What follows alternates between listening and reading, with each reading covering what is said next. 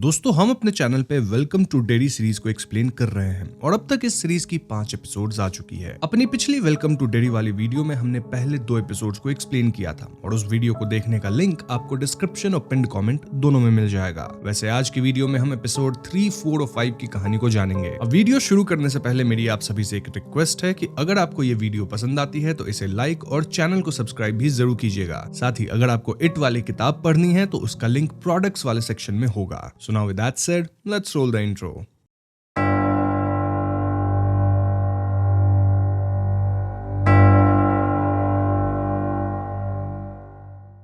तो third episode के शुरुआत में कहानी 1908 की दिखाई जाती है, जहां डेरी में एक मेला लगा होता है। इस मेले में फ्रांसिस नामक एक बच्चा आता है जो कि पहले तो एक क्लाउन को देखता है, देन वो मेले में ह्यूमन फ्रीक शो की तरफ आकर्षित होता है। इस ह्यूमन फ्रीक शो में ऐसे इंसान दिखाए जाने वाले थे जो कि विचित्र होंगे। लाइक फ्रांसिस को पहले एक ट्विन सिस्टर्स दिखती है जिनकी अत्रियां जुड़ी हुई थी। देन एक बंदा पियानो बजा रहा था और ये रियल लाइफ में सीरीज के डायरेक्टर एंडी मशीटी होते हैं। घूमते हुए फ्रांसिस एक कमरे में जाता है जहां एक बहुत ही पतला बूढ़ा आदमी था, लाइक अ स्केलेटन मैन, और वो फ्रांसिस को अपने करीब बुलाता है। जैसे ही फ्रांसिस उसके पास जाता है वो आदमी माचिस जला के अपना चेहरा दिखाता है और उसकी एक आंख नहीं थी। इनफैक्ट ये स्केलेटन मैन बहुत डरावना दिख रहा था और फ्रांसिस डर के फ्रीक शो से बाहर भागता है। बाहर वो अपने पिता मोंटी से मिल जाता है और मोंटी फ्रांसिस को एक स्लिंग शॉट देते हैं जो कि वो मेले में जीते थे। स्लिंग शॉट बोले तो वो गुलेल होता है ना, गुलेत, वैसा कुछ। इसके बाद बाप बेटे कार में यहाँ से निकलते हैं और इनकी गाड़ी थोड़ी दूर जाके हीट अप होकर रुक जाती है। ऐसे में फ्रांसिस पास के कुछ नेटिव इंडियन बच्चों से पानी लाने जाता है। अब क्योंकि फ्रांसिस के पास इनफ पैसे नहीं थे तो एक नेटिव इंडियन लड़की रोज फ्रांसिस से उसका स्लिंग शॉट मांग लेती है। अब अगर बात सिर्फ ऑनलाइन रहने की है तो हम सब घंटों अपना वक्त ऑनलाइन बिताते हैं, राइट? लेकिन what if I tell you कि आप ऑनलाइन रह के पैसे कमा सकते हैं? जी हाँ, हनीगेन की मदद से आपकी इंटरनेट कनेक्शन आपके लिए काम करेगी। ये बेसिकली उबर या एयरबीएनबी का इंटरनेट वर्जन है। मतलब कार या घर को रेंट करने के बजाय तुम अपने इंटरनेट को काम पे लगा देते हो, उससे पैसे कमाते हो और बिल्कुल चिल रहो। हनीगेन तुम्हारा पर्सनल डेटा को टच भी नहीं करता, सिर्फ तुम्हारे इंटरनेट कनेक्शन का एक्स्ट्रा हिस्सा सेफ काम के लिए यूज होता है। अब देखो, इससे तुम जॉब जितना नहीं कमा पाओगे ना, लेकिन इतना जरूर कमा लोगे कि तुम्हारी मूवी की टिकट, तुम्हारी स्ट्रीमिंग सर्विसेज के जो खर्चे आते हैं वो सब निकल जाएंगे और ये बैकग्राउंड में चुपचाप वर्क करता रहता है जब तक तुम अपने रील्स को स्क्रॉल कर रहे हो या फिर स्ट्रीमिंग एंड चिल कर रहे हो। तो देर किस बात की, डिस्क्रिप्शन एंड पिन्ड कमेंट दोनों में लिंक दिया है हनीगेन का, उस पे क्लिक करो, हनीगेन को इंस्टॉल करो और साइन अप करते वक्त मेरा कोड TUBEHG यानी कि TUBEHG जरूर इस्तेमाल करना ताकि आपको साइन अप के वक्त $3 का बोनस मिल जाएगा। फिर हनीगेन को इंस्टॉल करके बैकग्राउंड में चलता छोड़ दो, चाहे इंस्टॉल पीसी पे करो, फोन पे या फिर इवन टैबलेट, है ना, एकदम सिंपल। और हाँ, लकी पॉट को ट्राई करना मत भूलना। ये एक डेली स्पिन फन फीचर है जहां पे आप एक्स्ट्रा क्रेडिट्स जीत सकते हो और किसी दिन बहुत लकी निकला तो 1 लाख क्रेडिट जीत जाओगे जो कि हो जाते हैं $100। तो फिर इंटरनेट को बेकार क्यों जाने दिया जाए, उसे काम पे लगाओ, हनीगेन की मदद से उससे पैसे कमाओ। Download link in description and pinned comment. आगे हम देखते हैं कि फ्रांसिस की रोज से दोस्ती हो जाती है और दोनों साथ खेलने लग जाते हैं। एक बार खेलते खेलते फ्रांसिस पास के जंगल में चला जाता है और रोज उसे वहां जाने से मना करती है। जंगल में फ्रांसिस को वही स्केलेटन मैन दिखता है और अगले ही क्षण स्केलेटन मैन फ्रांसिस पे हमला कर देता है। फ्रांसिस उससे बचते हुए भागता है और एक पॉइंट पे स्केलेटन मैन उसे पकड़ लेता है, लेकिन इससे पहले वो फ्रांसिस को खाता रोज यहाँ आती है और वो स्केलेटन मैन पे स्लिंग शॉट से हमला कर देती है। फिर रोज और फ्रांसिस उससे बचते हुए समहाउ जंगल से बाहर निकल जाते हैं और वो स्केलेटन मैन किसी कारणवश जंगल की बाउंड्री को क्रॉस नहीं करता। नाउ वी ऑल नो कि वो स्केलेटन मैन और कोई नहीं बल्कि पेनीवाइज का एक रूप है, वो पेनीवाइज ही है और पेनीवाइज फ्रांसिस को डरा के खाना चाहता था। But the question here is कि वो उस जंगल से बाहर क्यों नहीं निकला। इसका जवाब आपको इसी वीडियो में आगे मिलेगा। फिलहाल यहाँ पे इंट्रो आती है। इंट्रो के बाद कहानी वापस 1960s वाले टाइमलाइन में आ जाती है जहां हम जुनिपर हिल असाइलम का सीन देखते हैं। यहाँ मिसेस बेनब्रिज अपनी बेटी लिली को लेने आई थी एज लिली डिस्चार्ज होने वाली थी। डॉक्टर्स बताते हैं कि फिलहाल तो वो लिली का ट्रीटमेंट कर रहे हैं, लेकिन अगर लिली फिर से इस तरह का कुछ एपिसोड दिखाती है तो उन्हें अपनी ट्रीटमेंट अप करनी होगी, मतलब खतरनाक होगी थोड़ी ट्रीटमेंट। डॉक्टर्स ये भी बताते हैं कि लिली की यहाँ एक हाउस कीपिंग स्टाफ की हेड से दोस्ती हो गई है जिनका नाम इनग्रिड है। हम इनग्रिड और लिली की बातें सुन पाते हैं जहाँ इनग्रिड कह रही थी कि उन्हें लिली की बातों पे भरोसा है। यानी कि दोस्तों लिली इनग्रिड के साथ शेयर कर चुकी है कि उस रात थिएटर के अंदर एग्जैक्टली क्या हुआ था। इनग्रिड लिली को एक ब्रेसलेट भी पहनाती है। वहीं दूसरी तरफ हम इंस्पेक्टर क्लिंट बावर्स को देखते हैं जिनके लॉकअप में हैंक होता है। क्लिंट हैंक से पूछते हैं कि जिस रात थिएटर्स में बच्चे गायब हुए थे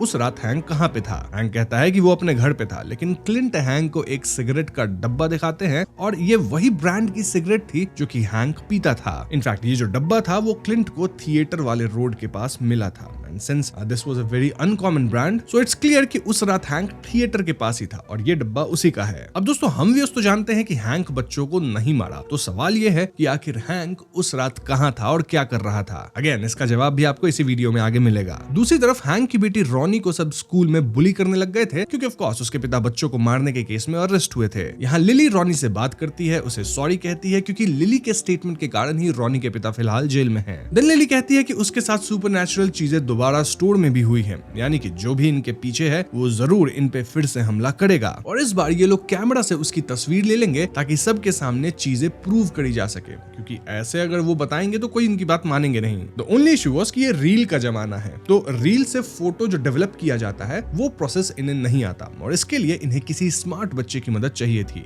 खैर अगले सीन में हम जनरल शॉ को देखते हैं जिनके हाथ में उस जीप की फोटो थी जो कि पिछले एपिसोड के लास्ट में मिली थी। कर्नल फुलो बताते हैं कि इस जीप में कुछ खास नहीं मिला और ये ब्रैडली गैंग की हुआ करती थी जिसे 1930s में टाउन वाले भड़क के समाप्त किए थे और इस सब खेल में वो भी था जिसे ये लोग खोज रहे हैं, यानी कि यहाँ बात पेनीवाइज की है। ये सुनकर जनरल शॉ कहते हैं कि इन्हें इट के करीब जाना होगा, ऑन टॉप ऑफ इट, और तभी हैलोरन अपनी पावर्स का उस पर इस्तेमाल कर पाएगा। इनफैक्ट इस बार जनरल शॉ हैलोरन को एक खास चीज देने वाले थे जिसकी मदद से वो इट को लोकेट कर पाएगा। वहीं हैलोरन की बात की जाए तो वो अपने ब्लैक फ्रेंड्स के साथ कैंप पे था जो कि बुरी हालत में थी। I mean, वहाँ छत से पानी वगैरह भी टपक रहा था। ऐसे में हैलोरन के दोस्त उसे कहते हैं कि तुम तो स्पेशल ऑपरेशंस में कुछ हो ना, कुछ बड़े आदमी हो, तो तुम थोड़ा बढ़िया कैंप हमें दिलवा दो ताकि हम सब बैठ के चिल कर सकें। हैलोरन इस बात को कंसिडर करता है और अगले सीन में हम उसे हेलीकॉप्टर में पॉली और लीरॉय के साथ देखते हैं। बेसिकली हैलोरन यहाँ एक कंपास की तरह काम कर रहा था जहाँ वो अपनी पावर्स से इट को लोकेट कर रहा था और उसी हिसाब से वो पर्टिकुलर दिशा में लीरॉय और पॉली को हेलीकॉप्टर मोड़ने कह रहा था। अब जनरल शॉ एक खास चीज हैलोरन को दिए थे जिससे वो ये लोकेट करने वाला काम अच्छे से कर सके और ये चीज थी एक स्लिंग शॉट। अब ये स्लिंग शॉट इट से कैसे कनेक्टेड है? हम जो 1908 वाली स्टोरी देखे थे जिसमें एक फ्रांसिस नामक बच्चा था, वो और कोई नहीं बल्कि अब जनरल फ्रांसिस शॉ है। जी हाँ दोस्तों, जनरल शॉ वही बच्चे थे फ्रांसिस, और क्योंकि बचपन में फ्रांसिस शॉ इस स्लिंग शॉट से इट पे हमला किए थे तो इसीलिए इस ऑब्जेक्ट की मदद से हैलोरन इट के लोकेशन को ढूंढने में केपेबल हो सकता है। अब जो लड़की रोज उस वक्त फ्रांसिस के साथ रहती थी, उसकी दोस्त थी, वो फिलहाल डेरी में ही है और वो बड़ी हो चुकी है। ऑफ कोर्स हम रोज को एक मीटिंग में देखते हैं जहां नेटिव इंडियंस बात कर रहे थे कि कैसे मिलिट्री वाले उनके बरियल ग्राउंड्स, सेक्रेट जगहों पर भी आ रहे हैं। बेसिकली इनका लैंड छीन रहे हैं और ये लोग ऐसा नहीं होने देंगे। रोज कहती है कि वो मिलिट्री को गवर्नमेंट द्वारा एक सीज एंड डिसिस्ट लेटर भिजवा देगी। यहाँ हम रोज को अपने नेफ्यू टैनियल से भी बात करते देखते हैं और वो टैनियल को इस चीज में इन्वॉल्व होने से मना कर रही थी। खैर कमिंग बैक टू हैलोरन, इस स्लिंग शॉट को छूते वो चीजें फील करता है और डायरेक्शंस देना शुरू करता है। इसी बीच हैलोरन को ऐसा लगता है कि वो किसी पानी वाले सीवर में पहुंच गया है और वहां उसे एक शेड जैसा स्ट्रक्चर पे पेनीवाइज लिखा दिखता है। देन हैलोरन को पेनीवाइज की ऑरेंज आइज दिखती है और फिर उसे अजीब विजन्स आते हैं, लाइक आर्मी में सर्व करने की, लोगों के खत्म होने की एंड ऑल। हैलोरन को अपनी ग्रैंडमा दिखती है जो कि लेविटेट करते हुए उसे वार्न करती है कि वो यहाँ से निकल जाए। हैलोरन फौरन भाग के सीवर के एक मेटल डोर को खोलने लगता है, जबकि रियलिटी में वो हेलीकॉप्टर के बैक का डोर ओपन करने लग गया था। लीरॉय समहाउ हैलोरन को संभालता है और उसे ऐसा करने से रोकता है, वरना हैलोरन हेलीकॉप्टर से नीचे गिरने वाला था। ये लोग तुरंत इस सर्च वाले मिशन को रोकते हैं। एनीवेज अगले सीन में हैलोरन अस्पताल में था और जनरल शॉ उससे मिलते हैं। हैलोरन क्लियरली कहता है कि इट पावरफुल है और मे भी हमें उसके पीछे नहीं जाना चाहिए, शायद हम उसे कंट्रोल नहीं कर पाए। लेकिन जनरल शॉ हैलोरन की बात मानने को तैयार नहीं थे। वैसे हैलोरन यहाँ जनरल शॉ से अपने दोस्तों के लिए एक बेटर प्लेस भी मांगता है और जनरल शॉ कहते हैं कि वो इसका कुछ तो इंतजाम करेंगे। इसके बाद जनरल शॉ रोज से मिलने जाते हैं, वही रोज जो कि उनके बचपन की फ्रेंड थी ड्यूरिंग 1908। जनरल शॉ को देख रोज तुरंत समझ जाती है कि वो फ्रांसिस शॉ हैं और जनरल शॉ कहते हैं कि कैसे उन्हें रोज का सीज एंड डिसिस्ट लेटर मिला है। रोज पूछती है कि जनरल शॉ आखिर क्यों उन ग्राउंड्स पर डिगिंग कर रहे हैं जो कि नेटिव इंडियंस का सीक्रेट प्लेस है। इस पे जनरल शॉ कहते हैं कि वो बस सॉइल टेस्टिंग कर रहे हैं ताकि वहां पाइपलाइन डाला जा सके। ये सुन के रोज कहती है कि अगर बात सिर्फ पाइपलाइन डालने की है तो रोज उनकी मदद करेगी, ये बताकर कि वो कौन से एरिया में डिगिंग कर सकते हैं और कौन कौन से रीजंस उन्हें अवॉइड करना चाहिए। इस बात के लिए जनरल शॉ मान जाते हैं। दूसरी तरफ हम विल और रिच को देखते हैं और इनसे मिलने रॉनी और लिली आती है। रॉनी और लिली का मानना था कि क्योंकि विल स्मार्ट है तो उसे फोटोज वगैरह डेवलप करना आता होगा और इसीलिए उन्हें विल की मदद चाहिए थी। रॉनी और लिली यहाँ विल और रिच को सारी बातें बताते हैं कि कैसे एक सुपरनैचुरल एंटिटी इन्हें डराता है, इन पे हमला करता है। एंड एज एक्सपेक्टेड विल और रिच को इन दोनों की बातों पे ज्यादा भरोसा नहीं होता। उस बच्चों वाले सीक्रेट स्पॉट पे जाते हैं और वहां प्लान करने लगते हैं कि आखिर ये लोग इट की फोटो कैसे निकालेंगे। रिच कहता है कि इट शायद कोई इविल स्पिरिट है, ओरिहा जैसा, मतलब उसके कल्चर में कोई ओरिहा करके स्पिरिट होती है जो कि उसके अंकल इस्तेमाल करते थे, कॉन्ज्योर करते थे किसी और पे हमला करने के लिए एंड ऑल दैट। तो हाँ, रिच को वो रिचुअल पता है जिससे स्पिरिट को भी कॉन्ज्योर किया जा सकता है और इसके लिए इन्हें आज रात कब्रिस्तान जाना होगा। खैर यहाँ से सीन शिफ्ट होकर हैलोरन पे आता है जो कि लीरॉय और शार्लेट के घर डिनर पे आता है। इनकी बातचीत होती है और जब हैलोरन और लीरॉय प्राइवेटली बात कर रहे होते हैं तो लीरॉय कहता है कि हैलोरन के आने पे लीरॉय को बैक ऑफ द हेड में अजीब फील हुआ। ये सेम फीलिंग उसे एक बार और हुई थी पहले, जब उस पे कुछ मास्क पहने लोग हमला करने आए थे। यानी कि दोस्तों लीरॉय पे हमला करने वालों में से हैलोरन भी एक था। लीरॉय क्लियरली हैलोरन से पूछता है कि आखिर वो मिलिट्री के साथ मिलकर क्या ढूंढ रहा है और उसकी पावर क्या है। साथ ही हैलोरन को कैसे पता कि लीरॉय का एक बेटा है नेम्ड विल, जबकि लीरॉय तो हैलोरन को अपने बेटे के बारे में कभी कुछ बताया ही नहीं था। ये सब सुनकर हैलोरन परेशान होता है और कहता है कि अटैक तो वो ऑर्डर्स पे किया था टू टेस्ट हिम, साथ ही वो अब अपनी पावर्स का इस्तेमाल लीरॉय पे नहीं करेगा। हैलोरन एक और बात कहता है कि लीरॉय के अंदर किसी भी तरह का डर नहीं है और हैलोरन आज तक ऐसे इंसान से नहीं मिला था।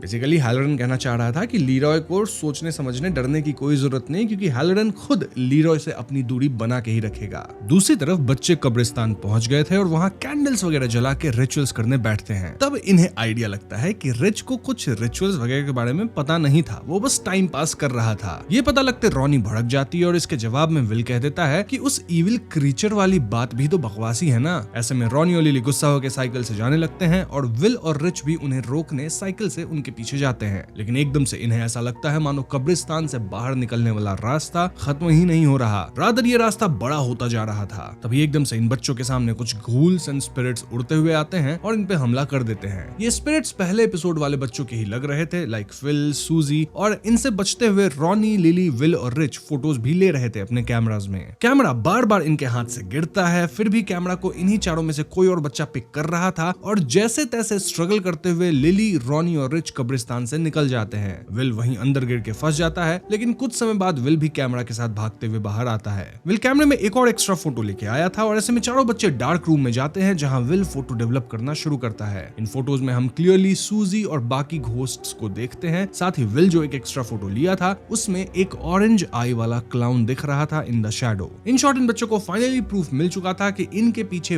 वाकई कोई सुपरनैचुरल एंटिटी है और पहले एपिसोड वाले बच्चे जो गायब हुए थे उनको भी इसी सुपरनैचुरल एंटिटी ने समाप्त किया है। ऐसे में ये बच्चे अगली सुबह पुलिस स्टेशन जाकर इंस्पेक्टर क्लिंट को सब बताते हैं और उन्हें फोटोज भी देते हैं। बट सरप्राइजिंगली अब फोटोज के अंदर कुछ भी सुपरनैचुरल नहीं दिख रहा था। I mean, ये रेगुलर फोटोज थी जिसमें कब्रिस्तान के कुछ सीन्स थे। बस एक क्लाउन वाली फोटो थी और वो भी इतनी ब्लर्ड थी कि उससे कुछ पता नहीं लगाया जा सकता था। ऐसे में क्लिंट बच्चों पे भड़कते हैं और उन्हें इन्वेस्टिगेशन में टांग अड़ाने से सख्त मना करते हैं। इवन लिली को जुनिपर हिल भिजवाने की बात बोल के डराते हैं। अब क्योंकि कोई भी एडल्ट इन बच्चों की बात नहीं मानता, इसलिए लिली इनग्रिड से इस बारे में बात करने जाती है, क्योंकि इनग्रिड लिली की सारी बातें सुनती थी। इनग्रिड कहती है कि इससे पहले भी 1930s के दौरान डेरी में कुछ बच्चे एकदम से गायब हुए थे, लेकिन वो समय इकोनॉमिक डिप्रेशन का टाइम था, तो कुछ कहा नहीं जा सकता कि बच्चे क्यों गायब हुए। शायद बच्चे खुद घर से भाग गए होंगे या पेरेंट्स उन्हें बाहर कहीं छोड़ के आ गए होंगे, क्योंकि पेरेंट्स के पास बच्चों को पालने के पैसे नहीं थे। इन शॉर्ट इनग्रिड भी लिली की बात को पूरी तरह तो नहीं मान रही थी, स्टिल वो लिली और उसकी फ्रेंड्स को लेकर सपोर्टिव जरूर थी।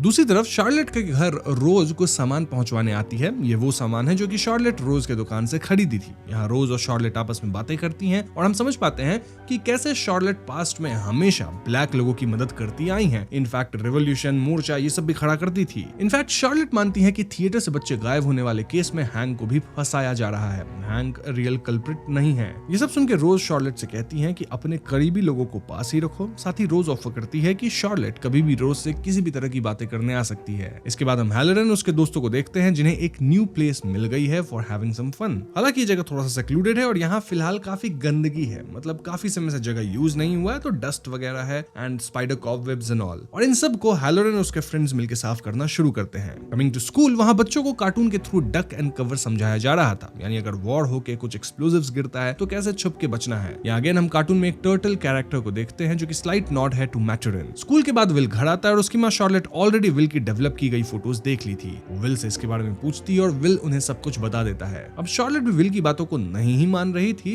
रादर वो कहती है कि विल ये सारी बातें अपने पिता को ना बताए। ऐसे में डिनर के टाइम जब लीरॉय विल से पूछते हैं कि वो इतना शांत क्यों बैठा है, तो शार्लेट बहाना बना देती है कि विल को स्कूल में एक लड़की पसंद आई है। शार्लेट लीरॉय से ये भी कहती है कि वीकेंड को वो विल के साथ थोड़ा टाइम स्पेंड करे। ऐसे में अगले दिन लीरॉय अपने बेटे के साथ फिशिंग जाते हैं और फिशिंग के दौरान बेट खत्म हो जाता है जिसे वो कार से लेने जाते हैं। लीरॉय के जाते ही विल को एक फिश दिखती है और अगले ही क्षण कोई तो विल को पानी में खींच लेता है। विल को पानी में अपने ही पिता दिखते हैं, लेकिन वो जल रहे थे एज इफ उनका प्लेन क्रैश हुआ हो। विल चिल्लाना शुरू करता है और उसकी आवाज सुन के लीरॉय फौरन आके उसे बचाते हैं। लीरॉय को विल के हाथ पे खरोच के निशान दिखते हैं, विच मींस कि वाकई कोई तो विल पे हमला किया है। साथ ही लीरॉय को यहाँ एक रेड बलून भी फ्लोट होता हुआ दिखता है। दूसरी तरफ शार्लेट पुलिस स्टेशन जाके क्लिंट से मिलती है और वो हैंक वाले केस को लेकर उनसे बात करने लगती है। आई मीन शार्लेट हैंक के पक्ष में बात कर रही थी और उससे मिलने का प्रस्ताव रखती है, लेकिन क्लिंट तुरंत ही शार्लेट को मना करते हैं, सेइंग कि शार्लेट के पास हैंक से मिलने का कोई अधिकार नहीं है, ना तो वो लॉयर है ना ही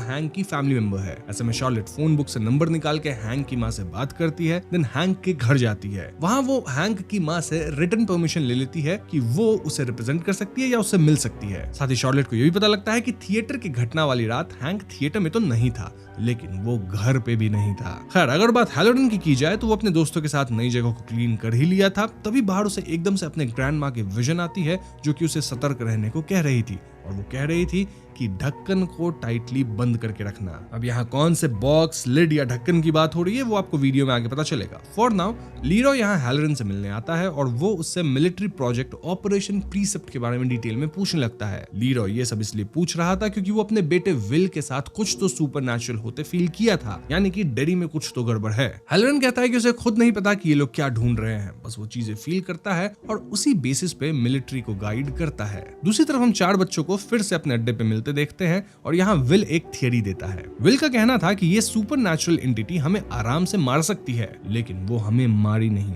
ऐसा इसलिए क्योंकि वो पहले हमें डराना चाहती है, क्योंकि डरने से हमारे अंदर एड्रेनलिन या कॉर्टिसोल निकलता है, जिससे इट के लिए हम और भी टेस्टी बन जाते होंगे। ये सुन के लिली आइडिया देती है कि अगर अगली बार एंटिटी का सामना करते वक्त ये बच्चे लिली की माँ की कुछ मेडिकेशंस ले लेंगे जिनसे इनका दिमाग सुन पड़ जाएगा तो इन्हें डर लगेगा ही नहीं। इनफैक्ट लिली अपनी माँ के पास से 4 गोली चुरा भी लेती है और आपस में एक एक गोली सभी को अपने पास रखने दे देती है। खैर, तो उसके बाद सीन स्कूल का आता है और क्लास में एक लेसन चल रहा होता है जिसमें दिखाया जाता है कि कैसे स्नेल्स के अंदर कभी कभी पैरासिटिक वॉर्म्स घुस जाते हैं और उनकी आईज से बल्ज आउट होकर निकलते हैं। इसे देख मार्ज को काफी घिन आती है और वो डर भी जाती है। क्लास के दौरान ही मार्ज लिली को लंच पे अपने साथ इनवाइट करती है और हम ये समझ पाते हैं कि ये सब मार्ज पैटी वाली गैंग है ना, पैटी केक्स, उनके कहने पे कर रही थी, क्योंकि उनका लिली को किसी तरह से बुली करने का प्लान था। अब लिली को तो ये सब पता नहीं था, इसलिए लिली लंच के लिए हाँ कह देती है। लंच पे मार्ज लिली से अच्छे से बात करती है और तभी स्कूल का एक पॉपुलर बंदा टिम आके लिली को हाय कहता है। मार्ज लिली को चढ़ाने लगती है कि टिम तुम्हें पसंद करता है और लिली को तुरंत टिम से बात कर लेनी चाहिए। लिली भी मार्ज की बात मान जाती है और वॉशरूम में थोड़ा मेकअप करने जाती है। अब दोस्तों, यहाँ पैटी केक्स यानी पैटी का जो ग्रुप है, ये सब उनका ही प्लान था एंड प्लान के मुताबिक मार्ज के कहने पे लिली टिम से सबके सामने बात करने जाएगी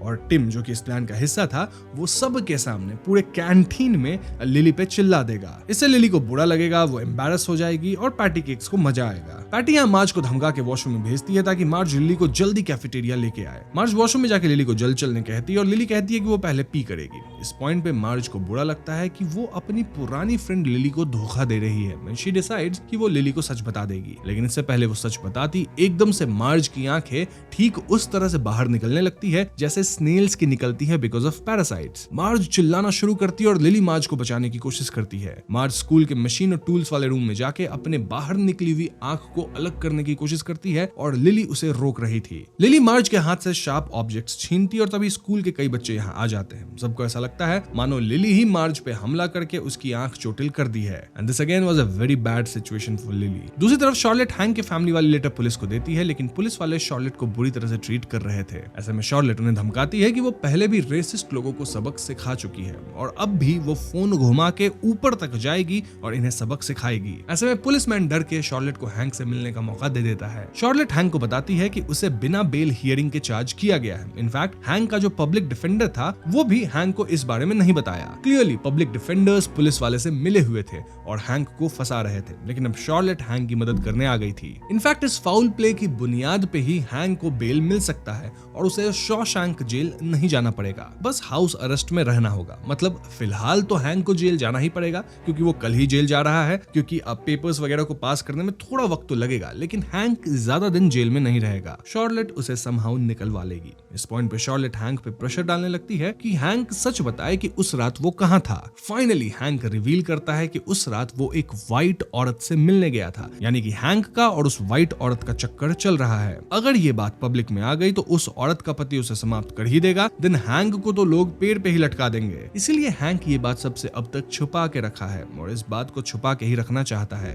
now if we talk about army, ये लोग उन्हीं जगहों पे छानबीन करते हैं जहां से रोज इन्हें दूर रहने को कही थी। तो समझ रहे हो आर्मी का रिवर्स टेक्निक। स्टिल यहाँ आर्मी के हाथ कुछ नहीं लगता क्योंकि रोज स्मार्ट थी। ऐसे में जनरल शॉ प्लान्स कि वो जानबूझकर पेरीमीटर का द्वार खोल देंगे ताकि बाहर लड़क करने वाले नेटिव इंडियंस अंदर आए और फिर ये लोग उन्हें धर दबोचे, फिर उनसे ही इन्फॉर्मेशन निकलवाई जाएगी। खैर उस रात लीरॉय अपनी बीवी शार्लेट से बहस करने लगता है, सेइंग कि उसे हैंक वाले मामले में नहीं पड़ना चाहिए क्योंकि ऐसे ही ब्लैक लोगों की जिंदगी कठिन है और शार्लेट की इस पुरानी बगावत वाली आदत के कारण इनका डेरी में रहना मुश्किल हो जाएगा। वहीं दूसरे कमरे में विल को नींद नहीं आ रही थी और वो अपने टेलीस्कोप से बाहर देखता है। घर के बाहर उसे एक क्लाउन दिखता है जिससे डर के विल चिल्लाता है। तुरंत ही लीरॉय विल के कमरे में आते हैं और विल कहता है कि घर के बाहर कोई उन पे नजर रख रहा है। लीरॉय घर के बाहर जाके चिल्लाते हैं ताकि जो कोई भी वहां था वो भाग जाए और वो इस सब के लिए कहीं ना कहीं शार्लेट को ब्लेम कर रहे थे, लेकिन तभी उन्हें फिर से एक रेड बलून पेड़ पे अटका दिखता है। इस घटना से लीरॉय थोड़े ट्रिगर होते हैं। वो अगले दिन सीधा जनरल शॉ को कन्फ्रंट करते हैं, सेइंग कि डेरी में कुछ तो गड़बड़ है,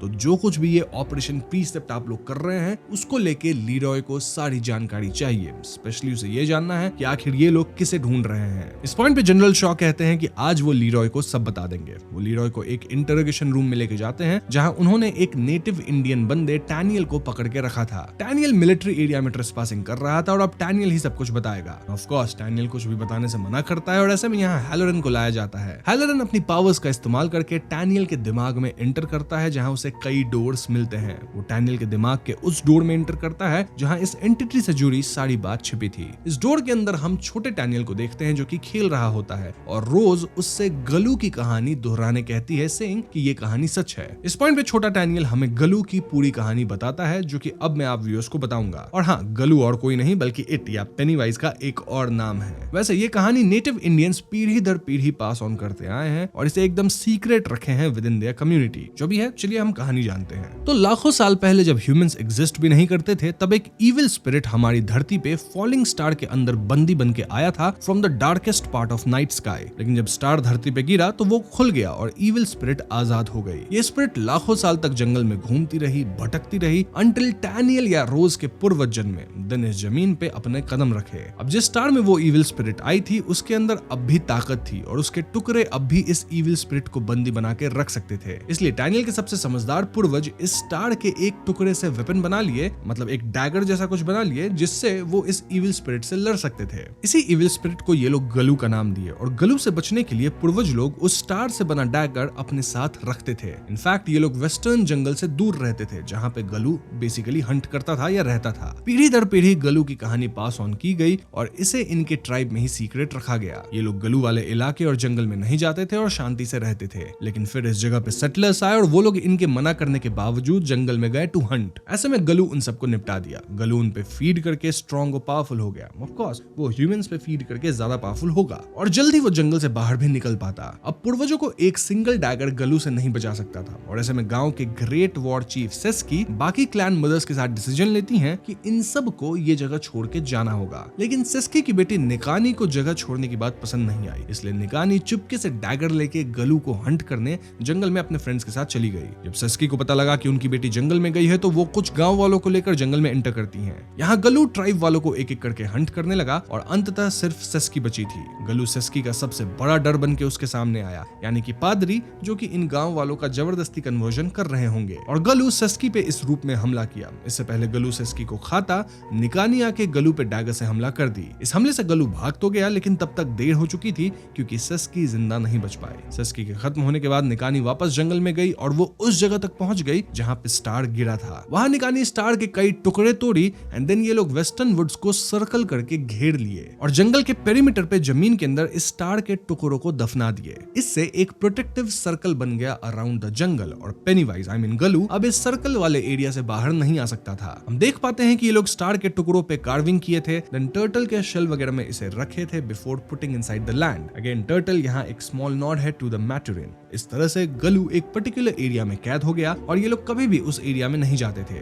नेटिव इंडियंस हमेशा सैक्रिफिशियल रिचुअल करते हैं और इन पिलर्स को गार्ड करते हैं और कुल मिलाकर यहाँ 13 पिलर्स हैं अराउंड द जंगल। अब जिस फॉरेस्ट में गलू या पेनीवाइज कैद हुआ था, मॉडर्न डे में उसी जगह पे डेरी टाउन बसा है दोस्तों। इसीलिए पेनीवाइज सिर्फ डेरी टाउन में ही अपना दहशत फैलाता है और इस टाउन से बाहर नहीं निकल पाता। अब दोस्तों टैनियल की ये सारी कहानी हैलरन सुन रहा था और वो टैनियल से इन 13 टुकड़ों की या इन पिलर्स की लोकेशन भी पूछ लेता है। इसके बाद हैलरन टैनियल के दिमाग से निकलता है और हम देखते हैं कि टैनियल काइंड ऑफ चोक कर रहा था। आई मीन उसकी हालत ठीक नहीं थी। टैनियल को तुरंत डॉक्टर के पास ले जाया जाता है और हैलरन जनरल शॉ से कहता है कि उसे सारी इंफॉर्मेशन मिल गई है। दूसरी तरफ मार्ज अस्पताल में होती है और लिली उससे मिलने जाती है। मार्ज को भी अब यकीन हो गया था कि लिली जो सुपरनैचुरल बातें करती थी उसमें दम है। इनफैक्ट मार्ज सबको बता देती है कि लिली उस पे हमला नहीं की थी, रादर लिली तो उसे बचा रही थी। It was just an accident. Although school में तो लोग यही मान रहे थे कि लिली ही हमलावर है। मार्ज भी अब लिली की मदद करना चाहती थी टू फाइट दिस एंटिटी। फिर इसके बाद लिली बाकी 3 बच्चों के साथ यानी विल, रॉनी और रिच के साथ अपने अड्डे पे जाती है। वहां पीछे टेंट के अंदर से मैटी निकलता है। जी हाँ दोस्तों, मैटी अब तक जिंदा है, हालांकि उसकी हालत बहुत खराब दिख रही थी। मैटी बताता है कि वो यूएस में इतने दिन से था और उसे एक क्लाउन बंदी बना के रखा था।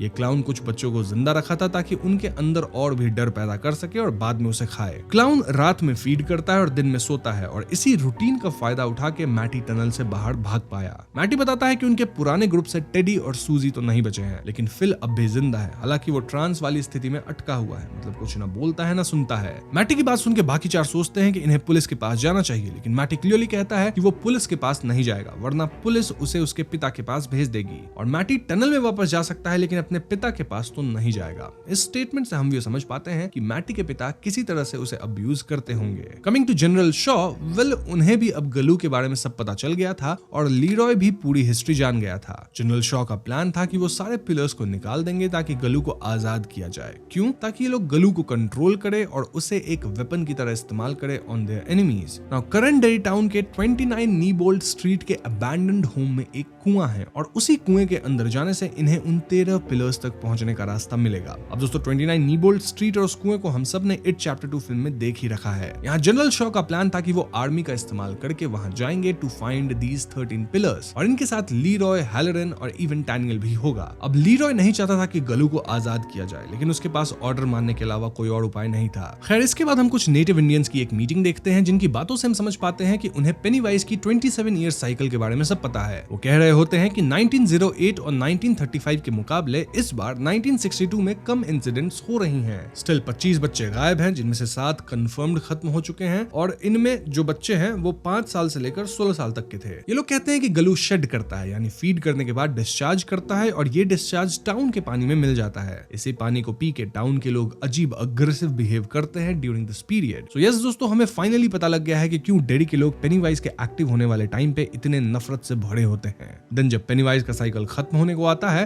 तो उससे पहले होता है द ऑगरी।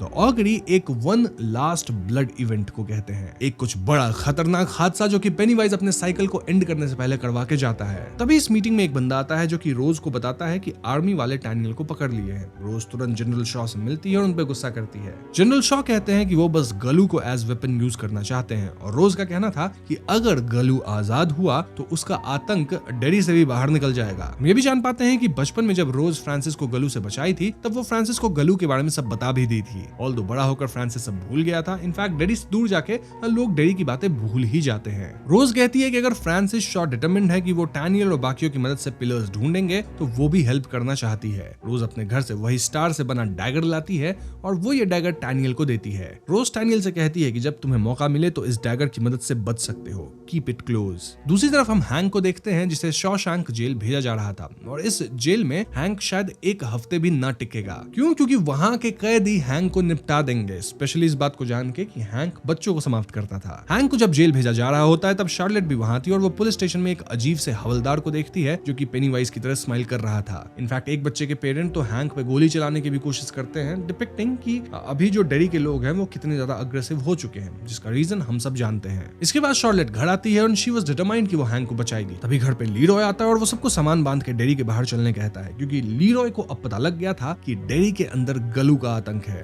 लीरॉय, शार्लेट और विल तुरंत कार में बैठ के डैडी के बाहर जाते हैं to live on army base. जी हाँ, आर्मी बेस डैडी से बाहर है। विल को यह पसंद नहीं आ रहा था क्योंकि उसे अपने दोस्तों के पास जाना था टू फाइट विद पेनीवाइज। अब टीवी में शार्लेट न्यूज देखती है कि कैदियों को शॉशैंक जेल ले जाने वाला बस एक्सीडेंट कर गया और उसमें कई लोग समाप्त हुए। ऑल्दो हैंक न सिर्फ बच गया बल्कि वो भाग भी निकला है। वहीं न्यूज में एक और बात चल रही थी कि आज नीबोल्ट एरिया वाला स्ट्रीट बंद है क्योंकि वहां गैस लीक हुआ है। लेकिन हम ये जानते हैं कि नीबोल्ट के उस पुराने घर में आज मिलिट्री वाले अपना ऑपरेशन करने वाले हैं टू फाइंड 13 पिलर्स। वहीं लिली इनग्रिड से मिलने जाती है और इनग्रिड के घर पे हम उनके पति को देखते हैं जो कि रूड और अब्यूजिव वाली वाइब दे रहे थे। क्यों? अगेन रीजन हम जान गए हैं। रीजन पेनीवाइज है जो कि शेड करता है, डिस्चार्ज करता है पानी में। लिली इनग्रिड को सारी बातें बताती है, इंक्लूडिंग ये कि कैसे फिल अब भी जिंदा है और ये लोग फिल को बचाना चाहते हैं। इनग्रिड सजेस्ट करती है कि इन्हें खुद से कोई कदम नहीं उठाना चाहिए, पुलिस के पास जाना चाहिए, लेकिन लिली इससे कन्विंस्ड नहीं थी। लिली मार्ज को लेकर सीक्रेट अड्डे पे जाती है और वो कहने लगती है कि इन्हें टनल में जाके फिल को बचाना होगा। लिली अपनी मॉम की ढेर सारी टैबलेट्स चुरा ली थी और उसका प्लान था कि ये लोग दवा खा लेंगे जिससे इनका दिमाग हिल जाएगा और इन्हें फिर डर लगेगा ही नहीं। तब ये लोग टनल्स में जाएंगे और इन्हें मैटी गाइड करेगा। फिर टनल में जाके ये लोग फिल को बचाएंगे और जरूरत पड़ने पे इट का भी सामना करेंगे। तभी यहाँ हम विल को आते देखते हैं जो कि आर्मी बेस से भाग के वापस डैडी में अपने दोस्तों के पास आ गया था, यानी विल भी टनल्स के अंदर जाएगा। वहीं आर्मी के कई लोग अलॉन्ग विद पॉली, लीरॉय, टैनियल एंड हैलरन सब 29 नीबोल्ट स्ट्रीट के उस घर में घुसते हैं,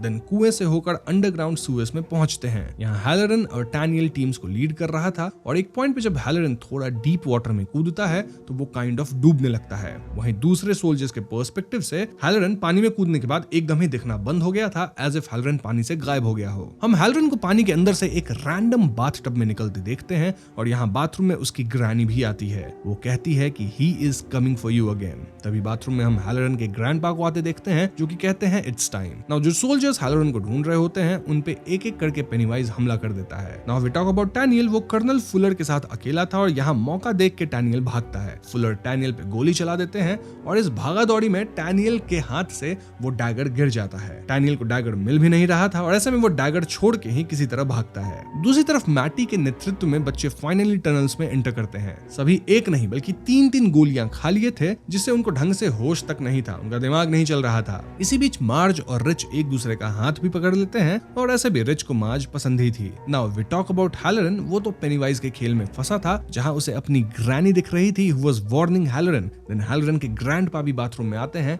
with A chained locked box. वो हैलरन को ये बॉक्स खोलने कह रहे होते हैं, उसे डरा धमका रहे थे। वहीं ग्रैनी कह रही थी कि हैलरन को ये बॉक्स नहीं खोलना है। हमेशा वो वार्न करती रहती है ना, डोंट ओपन द लिड, ढक्कन मत खोलो, डब्बा मत खोलो। इसी डब्बे की बात हो रही है। दोस्तों ये पूरा सीन मेटाफोरिकल है जहां ये बॉक्स हैलरन के बचपन के अब्यूज और ट्रॉमा को रिप्रेजेंट करता है एंड ऑफ कोर्स उसके ग्रैंडपा के रूप में पेनीवाइज है जो कि हैलरन के ट्रॉमा में टैप इन करना चाहता है। यूजुअली तो पेनीवाइज किसी के भी डर को, ट्रॉमा को देख सकता है, लेकिन हैलरन के पास अपनी पावर्स है तो वो इस चीज को लॉक करके रखा है। बट द क्वेश्चन इज कि हैलरन का ट्रॉमा क्या है। अब ये हमें बताया तो नहीं गया है, शायद आगे वाले एपिसोड्स में बताया जाए, लेकिन मोस्टली हैलरन के ग्रैंडपा उसके साथ गलत करते थे और इस बात को हैलरन दबा के अपने अंदर सील कर लिया है और यही बात इस बॉक्स को रिप्रेजेंट करती है। मतलब इस बॉक्स के अंदर यही दर्द या ट्रॉमा है। हैलरन की ग्रैनी के पास भी शाइन था और वो हमेशा उसकी मदद करती थी। वही हैलरन को इस बॉक्स को बनाना, इन इमोशंस को सील करना वगैरह सिखाई थी। अब भी वो हैलरन के विजन्स में आके उसे सावधान करती रहती है। जो भी हो, हैलरन के ग्रैंडपा यहाँ उसके सामने पेनीवाइज की तरह हंसते हैं और फाइनली बक्से का लॉक तोड़ देते हैं। दिस मीन्स कि पेनीवाइज अब हैलरन के डर और ट्रॉमा में टैप इन करेगा और उसका इस्तेमाल करेगा। इस मानसिक जद्दोजहद में कहीं ना कहीं पेनीवाइज जीत रहा था। खैर यहाँ हम लीरॉय पॉली को भी सीओएस में देखते हैं और लीरॉय को अपनी पत्नी दिखती है। पॉली को शार्लेट नहीं दिख रही थी, विच मींस कि ये पेनीवाइज का भ्रम था और ऐसे में लीरॉय समहाउ इस भ्रम को समझता है और नकली शार्लेट पे गोली चलाता है। शार्लेट गिरती है, देन पेनीवाइज की तरह शक्ल बना के पानी में ही कहीं भाग जाती है। इस पॉइंट पे लीरॉय और पॉली डिसाइड करते हैं कि जो कुछ भी अजीब उन्हें टनल में दिखेगा, जो कि टनल में आइडियली होना नहीं चाहिए, उस पे ये लोग गोली चला देंगे। दूसरी तरफ बच्चे टनल में होते हैं जब इन्हें सूजी, टेडी, फिल एंड इवन मैटी की लाश दिख जाती है। जी हाँ दोस्तों, तभी एकदम से इनके साथ जो मैटी था वो एक पोल पकड़ के पेनीवाइज की तरह गाना गाना शुरू करता है और देखते देखते वो पेनीवाइज में तब्दील हो जाता है। इस सीरीज में पहली बार हम पेनीवाइज को एकदम क्लियरली देख पाते हैं और इसका मतलब ये हुआ कि जो मैटी वापस आया था ना, वो कभी रियल था ही नहीं, बल्कि ये पेनीवाइज की सोची समझी चाल थी, उसका एक भ्रम था। सारे बच्चे भागते हैं और सबसे आगे विल भाग रहा था। भागते हुए विल अपने पिता लीरॉय के सामने आ जाता है। नाउ लीरॉय को लगता है कि उनका बेटा टनल में तो हो ही नहीं सकता, यानी ये भ्रम है, और ऐसे में वो अपने ही बेटे पे गोली चलाने जाते हैं। लेकिन दोस्तों पॉली को भी विल दिख रहा था, जिससे पॉली समझ जाता है कि ये विल रियल है और इसीलिए वो लीरॉय के गन के सामने आ जाता है। इससे पॉली को गोली लग जाती है और वो वहीं पे कुछ देर में समाप्त हो जाता है। पॉली के गुजरने से लीरॉय को सदमा लगता है, स्टिल वो खुद को संभालते हुए सभी बच्चों को यहाँ से निकालने की सोचते हैं। इनफैक्ट वो पॉली के लाश को कैरी करके टनल से बाहर बच्चों के साथ निकलते हैं। अब दोस्तों भागते हुए लिली बाकियों से बिछड़ गई थी और काइंड ऑफ खो भी गई थी इन द टनल्स, यानी कि अब पेनीवाइज लिली का शिकार करेगा। पेनीवाइज लिली के सामने आता है, उसे गिल्ट करता है, सेइंग कि तुम ही सबको लेके टनल में आई, तुम ही अपने पिता को भी समाप्त कर पाई, सब कुछ तुम्हारी गलती है। लिली इससे डरती है, परेशान होती है और देन पेनीवाइज लिली के सामने उसके पिता के रूप में आता है, वो भी कटा हुआ। और जब लिली फाइनली बहुत डर जाती है तो पेनीवाइज उसे खाने बढ़ता है, लेकिन एकदम से पेनीवाइज रुक जाता है। क्यों? क्योंकि दोस्तों लिली जहां खड़ी थी वहीं सामने वो डैगर गिरा था जिसे टैनियल खो दिया था। ऐसे में पेनीवाइज उस डैगर को क्रॉस नहीं कर पाता और भाग जाता है। इनफैक्ट लिली भी इस डैगर को उठा लेती है क्योंकि वो समझ गई थी कि ये जो कुछ भी है इससे तो पेनीवाइज डरता है। दूसरी तरफ हमें इनग्रिड दिखती है जो कि अपने कार में बैठती है और तभी उसके कार के बैक सीट में हैंक छुपा होता है, जो कि इनग्रिड को कार जंगल की तरफ ले चलने कहता है। जंगल में इनग्रिड और हैंक किस करते हैं, यानी कि दोस्तों हैंक का जिस व्हाइट वुमेन के साथ चक्कर चल रहा है वो इनग्रिड ही है। इनग्रिड प्लान्स कि वो शार्लेट से मिलेगी ताकि शार्लेट हैंक की मदद कर सके इन द केस। इनग्रिड को शार्लेट से मिलते भी देखते हैं, which depicts कि वो शार्लेट को अपने और हैंक के रिश्ते के बारे में सब बता देगी। Now coming to लीरॉय, वेल वो आर्मी बेस पे आ चुके हैं, बच्चों को भी बचा चुके हैं और स्टेटमेंट दे रहे हैं कि कैसे पॉली समाप्त हुआ। लीरॉय के मन में बहुत गिल्ट है कि पॉली उनके हाथों खत्म हुआ। सीरीज के फाइनल सीन में हम हैलोरन को भी टनल से बाहर निकलते देखते हैं और उसे खत्म हुआ पॉली दिखता है जो कि जंगल की तरफ बढ़ रहा था, मतलब एकदम घोष जैसा था। इनफैक्ट हमें हैलोरन का वो बॉक्स दिखाया जाता है जो कि खुला हुआ है। दिस मींस कि पेनीवाइज और हैलोरन के बीच अब भी एक माइंड गेम चल रहा है या चलने वाला है और देखना होगा कि ये दिमागी खेल कौन जीतता है। क्या पेनीवाइज वाकई में हैलोरन के डर और फियर पे कब्जा कर लेगा, उसे डरा लेगा, या फिर हैलोरन अपनी पावर से पेनीवाइज को अपने दिमाग में इंटर नहीं करने देगा, उसे निकाल फेंकेगा। ये सब जानने के लिए हमें आगे के एपिसोड्स का इंतजार करना पड़ेगा क्योंकि यहीं पे एपिसोड 5 खत्म हो जाती है। तो दोस्तों ये थी इट वेलकम टू डेरी के एपिसोड 3, 4 और 5 की कहानी और यहाँ मेरे दिमाग में ऑलरेडी कई थियरीज बन रही हैं, लेकिन इन थियरीज पे हम तब बात करेंगे जब इस सीरीज की फिनाले एयर होगी। फॉर नाउ हम इस वीडियो को यहीं खत्म करेंगे। वीडियो पसंद आई हो तो लाइक और शेयर करें, साथ ही चैनल पे नए हैं तो हमें सब्सक्राइब भी कीजिएगा क्योंकि हम अपने चैनल पे ऐसे वीडियोस लाते रहते हैं। पीस।